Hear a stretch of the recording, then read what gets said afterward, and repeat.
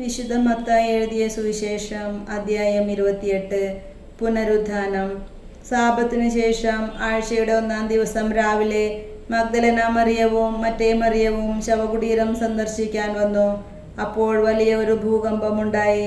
കർത്താവിൻ്റെ ദൂതൻ സ്വർഗത്തിൽ നിന്നിറങ്ങി വന്ന് കല്ലുരുട്ടി മാറ്റി അതിന്മേലിരുന്നു.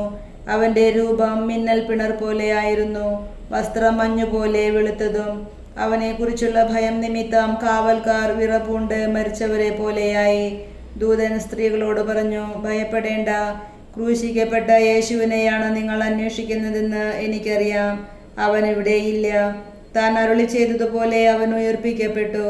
അവൻ കിടന്ന സ്ഥലം വന്നു കാണുവിൻ.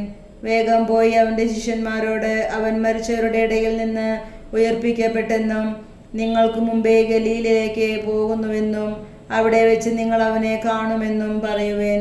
ഇതാ, ഇക്കാര്യം ഞാൻ നിങ്ങളോട് പറഞ്ഞിരിക്കുന്നു. അവർ കല്ലറ വിട്ട് ഭയത്തോടും വലിയ സന്തോഷത്തോടും കൂടെ ശിഷ്യന്മാരെ വിവരമറിയിക്കാൻ ഓടി. അപ്പോൾ യേശു എതിരെ വന്ന് അവരെ അഭിവാദനം ചെയ്തു. അവർ അവനെ സമീപിച്ച് പാദങ്ങളിൽ കെട്ടിപ്പിടിച്ച് ആരാധിച്ചു. യേശു അവരോട് പറഞ്ഞു, ഭയപ്പെടേണ്ട, നിങ്ങൾ ചെന്ന് എൻ്റെ സഹോദരന്മാരോട് ഗലീലയിലേക്ക് പോകണമെന്നും അവിടെ അവർ എന്നെ കാണുമെന്നും പറയുക. കാവൽക്കാരുടെ വ്യാജ പ്രസ്താവന. അവർ പോയപ്പോൾ കാവൽക്കാരിൽ ചിലർ പട്ടണത്തിൽ ചെന്ന് സംഭവിച്ചതെല്ലാം പ്രധാന പുരോഹിതന്മാരെ അറിയിച്ചു. അവരും പ്രമാണികളും കൂടി ആലോചിച്ചതിനു ശേഷം പടയാളികൾക്ക് വേണ്ടത്ര പണം കൊടുത്തിട്ട് പറഞ്ഞു, ഞങ്ങൾ ഉറങ്ങിയപ്പോൾ രാത്രിയിൽ അവൻ്റെ ശിഷ്യന്മാർ വന്ന് അവനെ മോഷ്ടിച്ചു കൊണ്ടുപോയി എന്ന് പറയുവേൻ. ദേശാധിപതി ഇതറിഞ്ഞാൽ ഞങ്ങൾ അവനെ സ്വാധീനിച്ച് നിങ്ങൾക്ക് ഉപദ്രവമുണ്ടാക്കാതെ നോക്കിക്കൊള്ളാം. അവർ പണം വാങ്ങി നിർദ്ദേശമനുസരിച്ച് പ്രവർത്തിച്ചു. ഇത് ഇന്നും യഹൂദരുടെ ഇടയിൽ പ്രചാരത്തിലിരിക്കുന്നു. പ്രേഷിത ദൗത്യം. യേശു നിർദ്ദേശിച്ചതുപോലെ 11 ശിഷ്യന്മാരും ഗലീലയിലെ മലയിലേക്ക് പോയി. അവനെ കണ്ടപ്പോൾ അവർ അവനെ ആരാധിച്ചു. എന്നാൽ ചിലർ സംശയിച്ചു.